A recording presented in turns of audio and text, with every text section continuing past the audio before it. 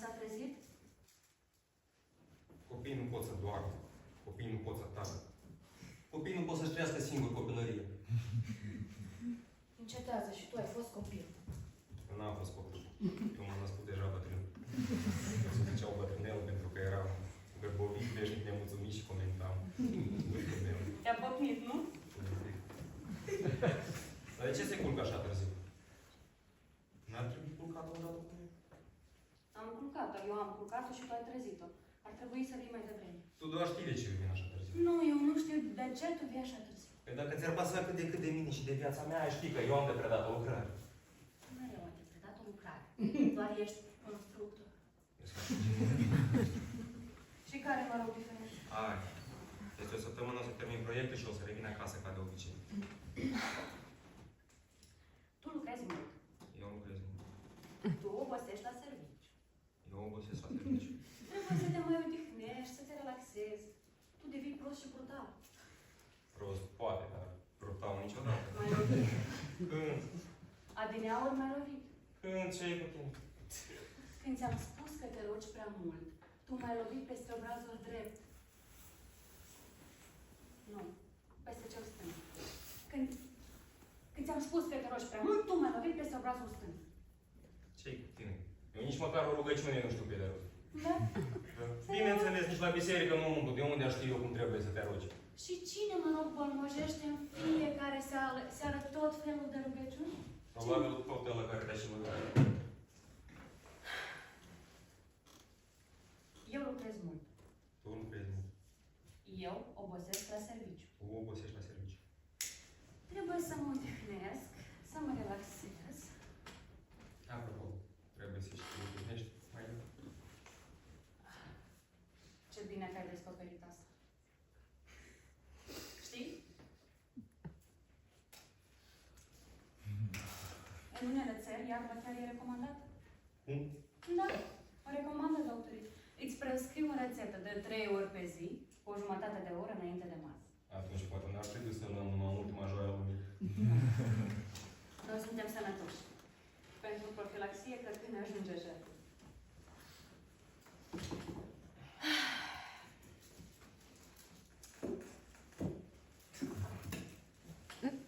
Așa, umple tot cu scuipatul tău pe aici. Ce mare treabă. Evident, pentru tine asta e ceva normal. Cât se poate de normal. Care asta? Ce e normal pentru mine? Când? Încep să-mi amintesc când a fost ultima oară? Când ți-am permis să nu te porți ca un animal? Când? Apropo, când ai tras primul pârț de față cu mine? Evident, după nuntă. Evident că după nuntă alte internici n-ar fi fost nuntă.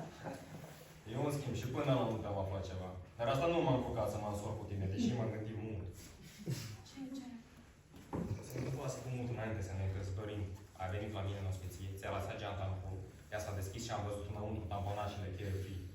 Erau albe, cu pichețele negri.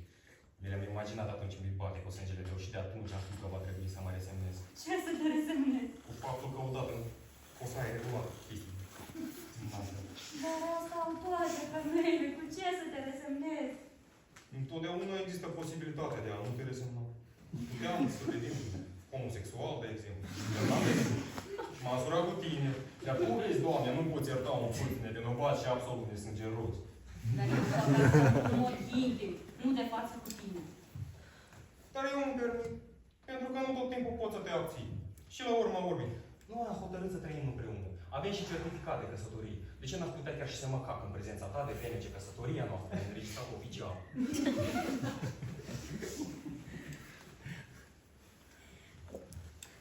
Ai scos gaze, Da. le-ai dat drumul încet, pasiv și pe ascuns. Deci, după teoria ta, ești sau homo sau pedofil. Trebuie să iei de la viață tot. Da, doar că nu știi până la ea sau ea de la tine.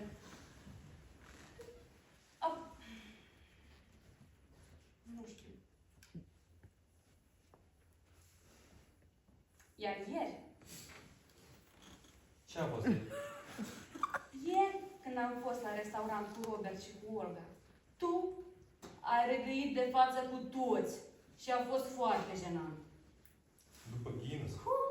Întotdeauna vine să râgă după Guinness. Ei, și ce trebuia să te abții? N-am înțeles. De cine ți-a fost jenă? De animalul ăla de Robert?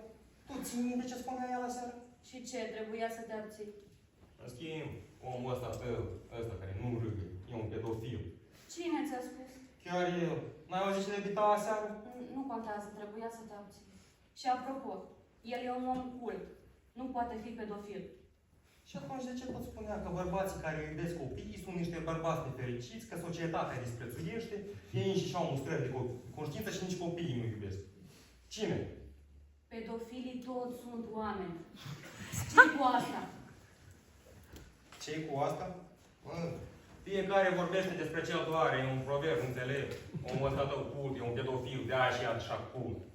Toți oamenii care au în ei dezvoltat simțul gustului, noțiunea culturii sau a stilului, toți sunt niște pedofili, homosexuali sau lesbiene. Toți.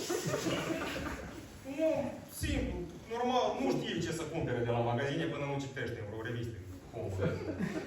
Da. Hai să le putem.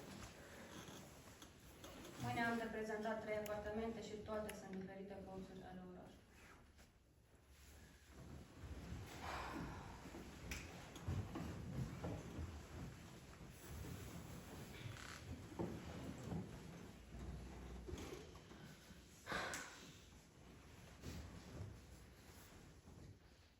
Când te gândești că cineva se bucură, face cumpărături, alege, de parcă ar fi vreun sens în toate astea. Banii. Toată lumea acuză banii. Dar eu cred că banii s-au inventat ca să mai coloreze. Să coloreze viața asta monotonă și fără sens, înțelegi? Alegi, cumperi. Și parcă uiți de tot. Chiar dacă e meschin, totuși are un sens, nu? Ieri am văzut niște prosoape. Erau minunate. Indieni, nouă ne-ar privi niște prosoape noi. Care indieni. Se zice că la ei e tot felul de malarii și infecții. Cum crezi, se poate transmite prin prosoape? Deși erau sigilate, nu le-am luat. Mi-am zis să te întreb pe tine mai întâi. Îți mulțumesc. Pentru? Pentru faptul că nu te-ai prefăcut. Și apropo, tu ai tras primul pâț chiar în noaptea noastră de nuntă. Eram beat, nu mi-am zis. Eu n-am dormit nopți întregi înainte de noaptea noastră de nuntă. Știi, mă tot gândeam cum e să trăiești toată viața cu un om. Să-l vezi, să respiri împreună cu el. Iar când te gândești că ai în fața ta un animal asemenea ție, parcă se mă ușurează sufletul. Recunosc.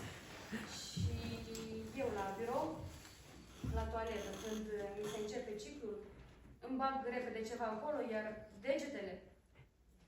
degetele mi le șterg de faianță. Un obicei din copilărie. Încă din copilărie îmi plăcea să rămâjesc faianța cu sânge. Noaptea bună.